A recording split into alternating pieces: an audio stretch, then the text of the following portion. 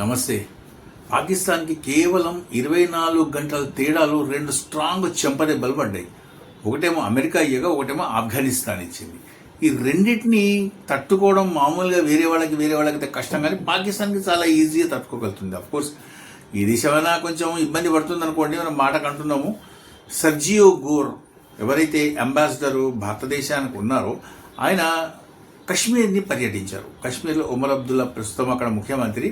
అక్కడ జమ్మూ కాశ్మీర్ ప్రాంతాన్ని పర్యటించి ఆయన అక్కడ అన్న వ్యాఖ్య ఏంది అంటే, కశ్మీరు భారతదేశంలో అత్యంత ఇంపార్టెంట్ పార్ట్ అని చెప్పేసి అన్నారు. ఆయన చాలా మామూలు సింపుల్గా, అంటే ఈ దౌత్యవేత్తలు ఎవరైతే ఈ భాషను ఉపయోగిస్తారో, భాషని ఎంత జాగ్రత్తగా ఉపయోగిస్తారో, మాటల్ని ఎంత తూచి మాట్లాడతారో మనకి బాగా తెలుస్తుంది.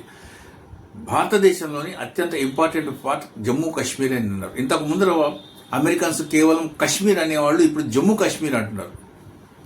ఇట్లాంటిది ఏదైనా వాళ్ళు అంటున్నారు అంటే భారతదేశం నుంచి ఆ ప్రభుత్వము అమెరికా ఏదో ఆశిస్తోంది అని చెప్పేసి మనము కొంచెము జాగ్రత్తగా ఉండడం చాలా అవసరం ఉంటుంది. వాళ్ళు ఊరికేనే ఏమి చేయరు. మన ఈ 1.5 years నుంచి భారతదేశాన్ని ఎంత తిప్పల పెడదామని చూస్తున్నారో దాన్ని దృష్టిలో పెట్టుకుంటే ఇది మనము కొంచెం జాగ్రత్తగా ఉండాల్సిన విషయం.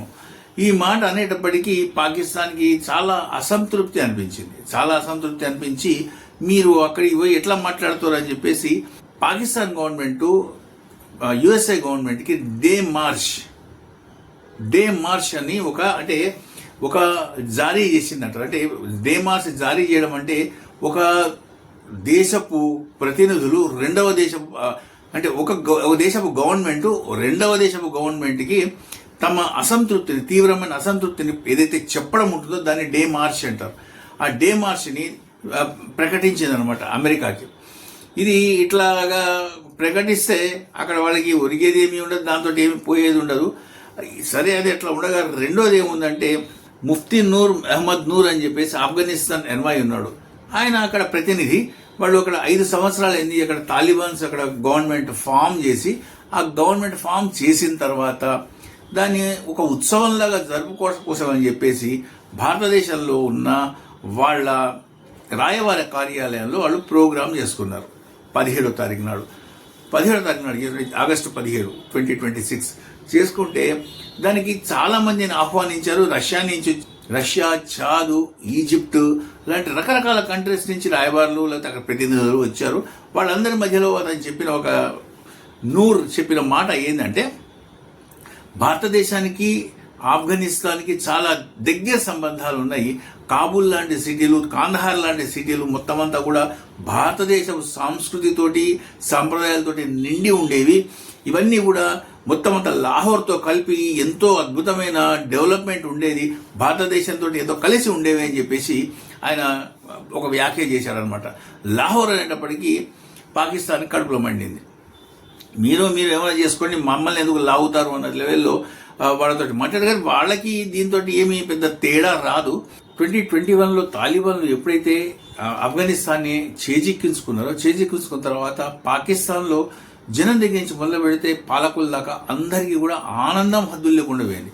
లిటరల్గా రోడ్డు మీదకి వచ్చి డ్యాన్సులు చేశారు. అప్పటి సైన్య అధ్యక్షుడు ఎవరైతే ఉన్నారో ఆయన డైరెక్ట్గా కాబూల్కి వెళ్ళి కాబూల్లో కుర్చీ వేసుకొని కూర్చొని చేతిని వెనకాల, అంటే బీపుకి ఏదైతే ఆనందించుకుంటారో దానికి చెయ్యి పెట్టి ఆ టీ కప్పు పట్టుకొని ఈ టీ ఇక్కడ ఎంతో బాగుంది అని చెప్పేసి కామెంట్ కూడా చేశాడు. తర్వాత మొత్తం ఏదైతే సీనరీ ఏదైతే ఉందో అది మొత్తం మారిపోయి ఆఫ్ఘనిస్తాను పాకిస్తాన్ తీసి పక్కకి పెట్టేసింది. వాళ్ళు అదే మమ్మల్ని యూజ్ చేసుకోవడమే తప్పించి వాళ్ళు మాకు ఏ రకంగానూ పనికి రావట్లేదు అనే విషయాన్ని ఆఫ్ఘనిస్తానీస్ గుర్తుపెట్టారు. పాకిస్తాన్కి ఎప్పుడు ఒకటే రకమైన ఐడియా ఉండేది. అది ఏంటంటే, మాకు ఎప్పుడు కూడా ఇది బ్యాక్ యార్డ్. అంటే మాకు ఏదైనా అవసరం ఉంది అంటే, ఏదైనా పనికిరాని విషయాలు, పనికిరాని వస్తువులు లాంటివి ఏమైనా ఉన్నాయి అంటే అవన్నీ కూడా ఆఫ్ఘనిస్తాన్లో పడేసి ఉంచుతాము అన్న ధోరణి, అటువంటి ఆలోచన దాంతో ఉండేవన్నమాట. కానీ ఆఫ్ఘనిస్తాను ఈసారి వచ్చిన తాలిబాన్ గవర్నమెంట్ ఏదైతే ఉందో అది పూర్తిగా వేరే ఆలోచన, వేరే సెటప్ తోటి వచ్చింది. పాకిస్తాన్ తీసి పక్కన పెట్టేసింది. అది పాకిస్తాన్కి నచ్చలేదు. ముందర కొంచెం చాలా కలిసిపోయి ఉండడానికి చాలా ఇబ్బంది పడ్డారు. కానీ తర్వాత తీసి పక్కకి పెట్టడం, యుద్ధం కూడా అయింది.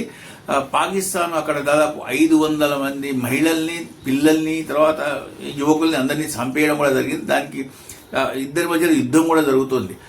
ఆఫ్ఘనిస్తాన్ ఏనాడు కూడా డ్యూరాండ్ లైన్ అంటే పాకిస్తాన్కిను ఆఫ్ఘనిస్తాన్కి మధ్యలో ఏదైతే లైన్ ఉంటుందో సరిహద్దు, దాన్ని ఎప్పుడూ గుర్తించలేదు, మొత్తం అంతా మాదే అని చెప్పేసి అంటూ ఉంటారు. ఇటువంటి మాటలు కానీ లేదంటే చేతలు కానీ ఇవన్నీ కూడా పాకిస్తాన్కి పెద్ద తేడా ఏమీ రావు.